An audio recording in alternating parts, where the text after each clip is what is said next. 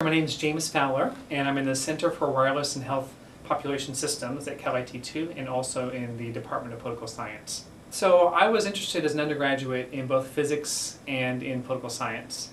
I hit a road bump, actually, whenever I took a math class, and made me wonder if I should really just do things that were more qualitative in nature in terms of science.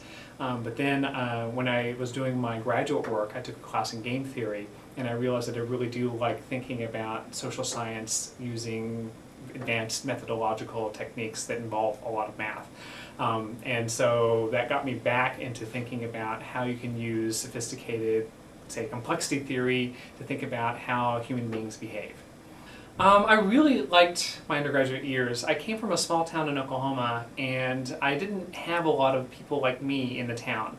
And when I went to college, for the first time, I felt like I was surrounded by people who were interested in learning and interested in ideas. And this is one of the reasons why I love being a professor, actually, because in a certain sense, every single year I get to relive that moment when I discovered there were other people in the world like me.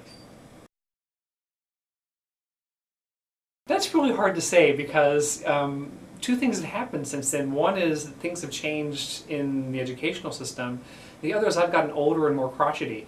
And so it's hard really to identify which is which. I used to have an argument with my dad, who was a political science instructor at a small community college in Oklahoma. He said that students had gotten less prepared over time. So my dad, he made the argument that actually over time that the students were of lower quality. And I was saying to him that actually what was happening over the period of his career was that we had more and more people coming to college. And so he was really dealing with a broader range of people with a broader range of backgrounds. And so on average it might have been more difficult to deal with those students, but it really had nothing to do with the same kind of student being any better or less prepared in 1970 versus the year 2000. And so it's hard because I think there are some subjective things that go into assessing how things have changed.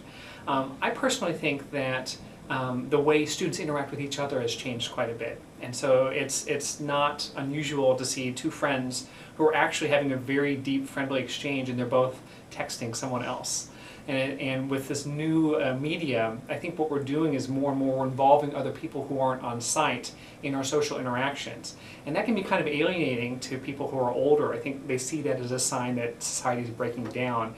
And I really don't see that. I see it as a sign that society is moving in a new direction where we're getting lots of information from lots of different places. And so some professors, for example, they get upset if their students are on the internet during classes. And that generally doesn't bother me because I think that a lot of the students, when they're doing that, I'll be saying something in class and it'll trigger an idea that they have, which then they get on Google and they'll search it and they'll do their own exploration at the same time as they're listening to me lecture. I just think this is the new way that the students learn. What is the most rewarding aspect of being a professor? Is I like seeing how undergraduates react for the first time whenever they begin to understand that they have a unique and independent voice. And so I teach the honors seminar in international studies, and there I'm watching students prepare their honors theses and thinking about their ideas for the very first time. And I think although students at UCSD are very talented, I think a lot of them, before they go through this process, they're not sure whether or not they can actually make a contribution. And I just love it when they realize that their projects are actually something new. It's something that no one else has ever thought of before, and that it has a potential to actually be the kind of idea that would influence other people. So what advice would I give to incoming students? I think that the most important thing when you come is to realize that college is a very different experience from high school. And when I say that, I'm really projecting my own experience. Coming from this small town high school, it wasn't very hard for me to do very well with very little preparation in class. And when I got to college, I thought that I would be able to do the same thing, and I wasn't able to do the same thing. It takes a lot of time. And it took me, I think, up to about the end of my graduate school years to fully appreciate how I should have approached my freshman year in college. So if I could have, if I could go back in time and talk to the James back then in 1988, 1989 when he was first starting, I would say, do your homework. Because a lot of times I was so interested in talking to other people and learning about these great people that I had just met at college, that I neglected the other half of why I was there, which is to work hard to really try and keep up and do what my professors expected me. That might sound like crotchety advice, right? You know, do your homework. It was something that your mom or dad would tell you.